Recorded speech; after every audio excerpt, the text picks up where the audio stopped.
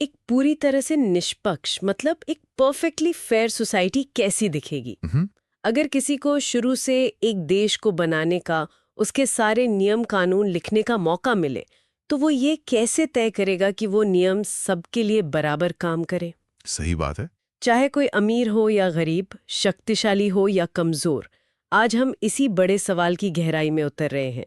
एक बहुत ही शक्तिशाली विचार के सहारे, जिसे अमेरिकी दार्शनिक जॉन रॉल्स ने दिया था। आज की जो हमारी पड़ताल है वो एक बहुत ही दिलचस्प विचार प्रयोग को समझने की है, अच्छा। जिसे अज्ञानता का पर्दा या वेल ऑफ इग्नोरेंस कहते हैं। हमारे पास जो स्रोत हैं वे इस अवधारणा को बड़े सरल और रोजमर्रा के उदाहरणों से समझाते हैं। हम ये जानने की कोशिश करेंगे कि अगर हमें ये पता ही ना हो कि समाज में हमारी जगह क्या होगी, तो हम किस तरह का समाज बनाना चाहेंगे। तो चलिए इसे खोलकर समझते हैं। कल्पना करें कि आपको और कुछ लोगों को मिलकर एक नए देश की पूरी नींव रखनी है। ठीक है। सारे नियम, अधिकार, आर्थिक व्यवस्था, सब कुछ आपको ही तय करना है। लेकिन एक शर्त है। शर्त?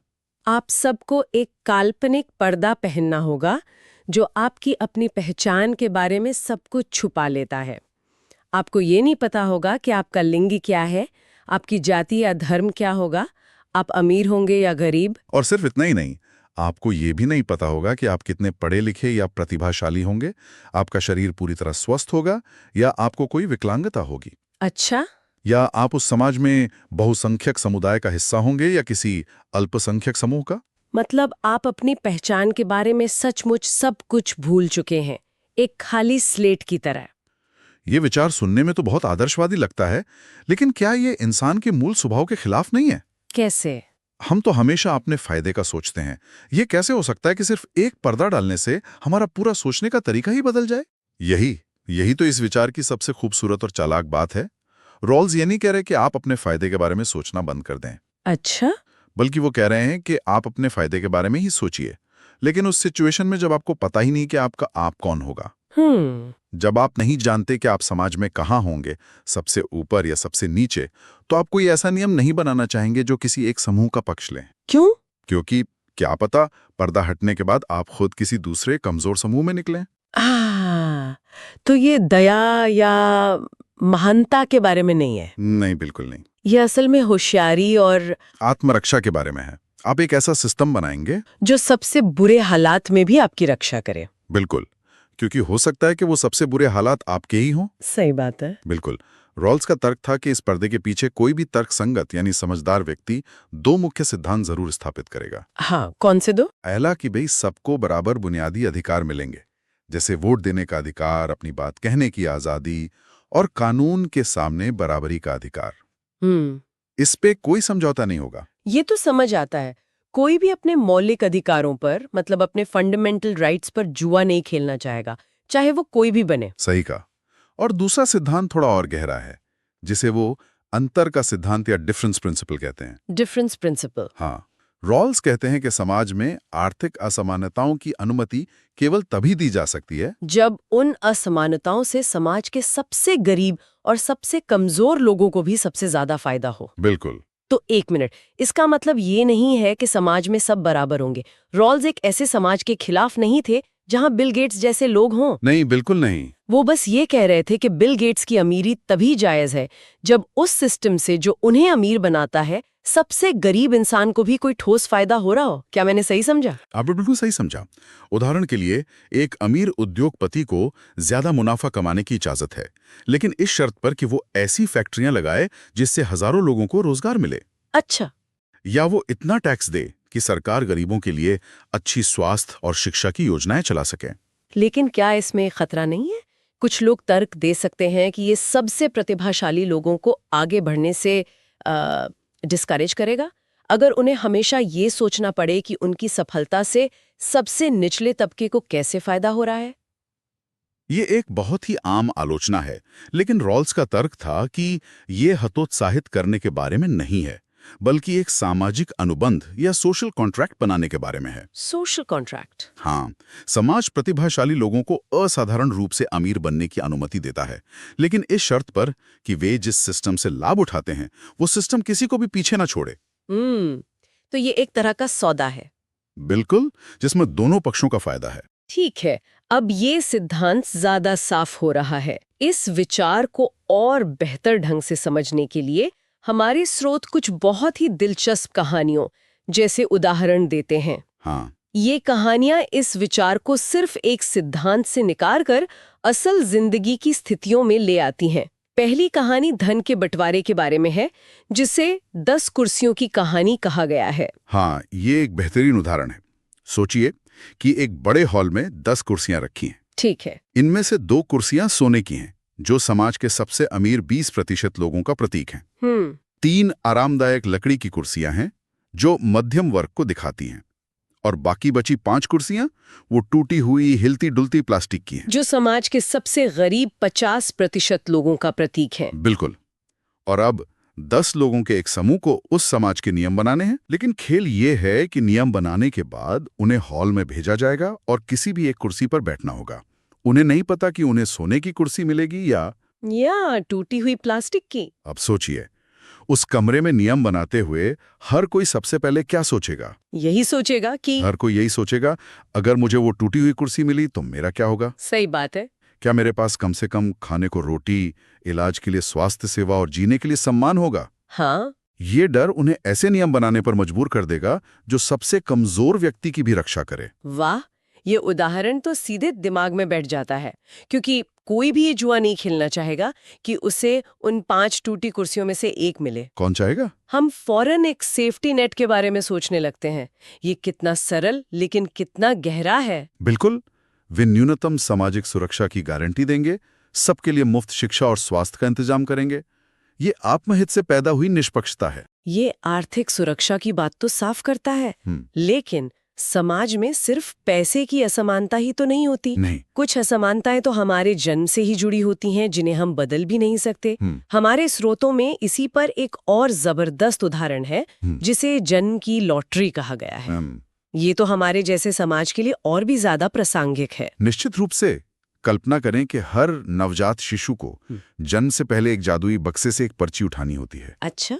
उस पर्ची पर लिखा हो सकता है ब्राह्मणों, दलित, आदिवासी, मुस्लिम, हिंदू, अमीर, गरीब, कुछ भी हो सकता है। अब लोगों की एक समिति को अपनी पर्ची चुनने से पहले देश के सभी कानून बनाने हैं। तो वे नहीं जानते कि जन्म की लॉटरी में उनकी कौन सी पहचान निकलने वाली है। सही। और इसी वजह से वे ये सोचने पर मजबूर हो जाते हैं, क्या होगा अगर मेरी पर्ची में दलित लिखा निकला, या क्या होगा अगर मैं एक ऐसे इलाके में अल्पसंख्यक के रूप में पैदा हुआ जहां मेरे साथ भेदभाव हो सकता है। सही। इसके नतीजे में वे ऐसे कानून बनाएंगे जो हर तरह के भेदभाव को गैर कानूनी बनाएं। वे भेदभाव विरोधी कानून लाएंगे, वंचित समूहों को ऊपर उठाने के लिए आरक्षण जैसी सकारात्मक आर्य व्यवस्था करेंगे। हाँ। अल्पसंख्यक अधिकारों की रक्षा के लिए खास प्रावधान करेंगे, और अगर कोई नफरत के आधार पर अपराध करता है तो उसके लिए बहुत सख्त सजा का कानून बनाएंगे। और जन्म की यही लॉटरी तो अक्सर ये भी तय करती है कि हमें कैसी शिक्षा मिलेगी, हमारा भविष्य कैसा होगा। बिल्कुल। हमारे स्रोत इसे 2 बच्चे एक भविष्य कहानी से समझाते हैं। ये भी एक बहुत शक्तिशाली उदाहरण है।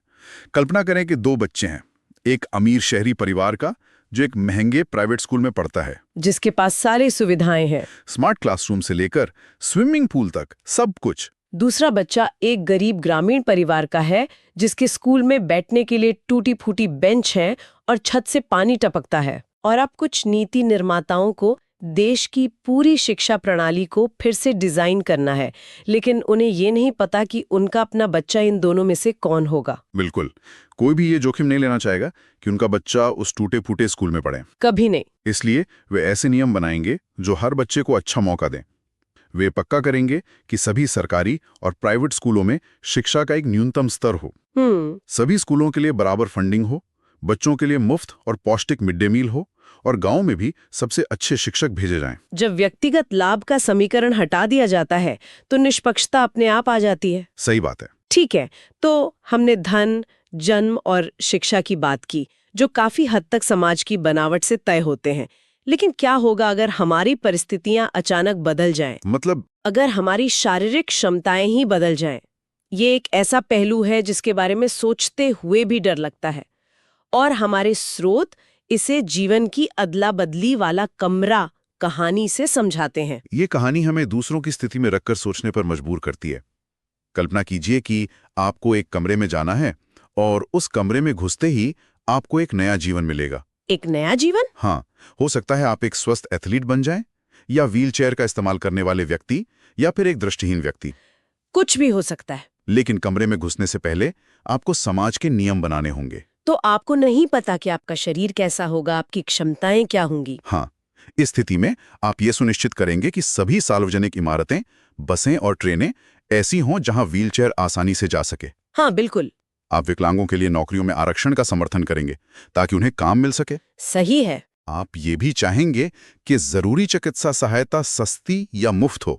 इस विचार प्रयोग में विकलांगता एक व्यक्तिगत मिसफॉर्च्यून के बजाय एक साझा जोखिम बन जाती है, जिसे पूरा समाज मिलकर संभालता है। बिल्कुल। समाज स्वाभाविक रूप से अधिक सहायक और समावेशी बन जाता है। ये सोचने के तरीके में एक बहुत ही गहरा बदलाव है। ये बात सिर्फ शारीरिक सुरक्षा की नहीं है। एक समाज में सबसे बड़ा डर शायद अन्याय का होता है। बिल्कुल। हमारे स्रोतों में अंतिम कहानी पुलिस और न्याय प्रणाली के बारे में है, जिसका शीर्षक है अभियुक्त की आंखों से। न्याय प्रणाली की निष्पक्षता किसी भी समाज की रीढ़ होती है। इस कहानी में एक समाज के डिजाइनर ये नहीं जानते कि वे बड़े होकर एक अमीर उद्योगपति बनेंगे या एक गरीब मजदूर जिसे किसी झूठे केस में फंसा दिया गया है। वे ये भी नहीं जानते कि वे किसी बहुसंख्यक समुदाय से होंगे या अल्पसंख्यक समुदाय से, जिसके साथ पुलिस का व्यवहार अलग होने की शिकायतें आती रहती हैं। बिल्कुल। इस डर से कि कहीं उनके साथी दुर्व्यवहार ना हो जाए या उन्हें निष्पक्ष सुनवाई ना मिले, वे एक ऐसी कानून व्यवस्था बनाएंगे जो सबके साथ बिना किसी भेदभाव के समान व्यवहार करे। जैसे कि वे नियम बनाएंगे भी सभी पुलिस स्टेशनों में कैमरे लगे हों। वे ये पक्का करेंगे कि हर गरीब व्यक्ति को अपनी पैरवी के लिए मुफ्त में अच्छा वकील मिले। और वे पुलिस की बर्बरता के खिलाफ जीरो टॉलरेंस के सख्त नियम बनाएंगे।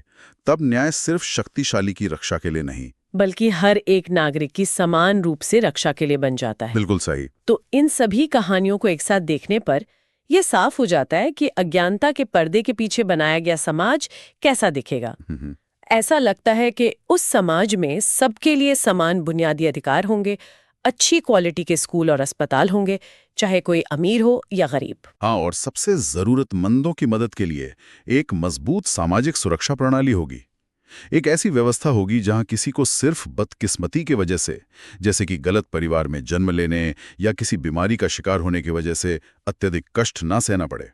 तो आज की दुनिया में इस विचार का क्या मतलब है? क्या ये सिर्फ एक दार्शनिक बहस है या इसका कोई व्यावहारिक उपयोग भी है? नहीं, ये सिर्फ किताबों में बंद एक विचार नहीं है। इसका आज बहुत ज्यादा महत्व है। अच्छा। इस विचार का उपयोग सामाजिक न्याय, निष्पक्ष टैक्स सिस्टम, आरक्षण और सकारात्मक कार्रवाई, लैंगिक समानता, LGBTQ+ अधिकार, हर जगह। हाँ, और यहां तक कि आर्टिफिशियल इंटेलिजेंस AI की नैतिकता पर होने वाली बहसों में भी किया जाता है। AI में कैसे? जब AI सिस्टम बनाए जाते हैं तो ये सवाल पूछा जाता है, क्या ये सिस्टम समाज के सभी वर्गों के लिए निष्पक्ष है या ये मौजूदा पूर्वाग्रहों को और बढ़ाएगा? दुनिया भर में सरकारें, अर्थशास्त्री और जज भी किसी नई नीति को परखने के लिए इस विचार का इस्तेमाल करते हैं कि वो निष्पक्ष है या नहीं। तो इस पूरी चर्चा का सार ये है कि अज्ञानता का पर्दा हमें मजबूर करता है कि हम समाज के बारे में ऐसे निर्णय लें जैसे कि हम नहीं जानते कि उस समाज में हम खुद कौन होंगे। और सबसे जरूरी बात, ये नैतिकता को दया या दान के भरोसे नहीं छोड़ता। ये स्वार्थ को ही समाज की भलाई का सबसे बड़ा औजार बना देता है। ये कहता है कि आपको एक अच्छा इंसान होने की जरूरत नहीं है, बस तर्कसंगत होने की जरूरत है, और एक निष्पक्ष समाज खुद ब खुद बन जाएगा। वाह, ये आपको एक ऐसा सवाल पूछने पर मजबूर करता है जो नैतिकता की पूरी धारणा को बदल देता है। और वो सवाल क्या है? वो सवाल है, क्या होगा अगर मैं कल सुबह दुनिया के सबसे गरीब, सबसे कमजोर या सबसे वंचित व्यक्ति के रूप में जागूं? ये एक बहुत ही शक्तिशाली सवाल है। यह हमें अपने सुविधा के दायरे से बाहर निकालकर सोचने पर मजबूर करता है। यहां सोचने के लिए एक बात है, अगर आज के समाज के किसी बड़े विवादास्पद मुद्दे को, चाहे वो कोई भी हो, अज्ञानता के पर्दे के पीछे से हल करना हो, तो उसके लिए बनाए गए नियम कैसे दिखेंगे? और वे मौजूदा नियमों से कितने अलग होंगे?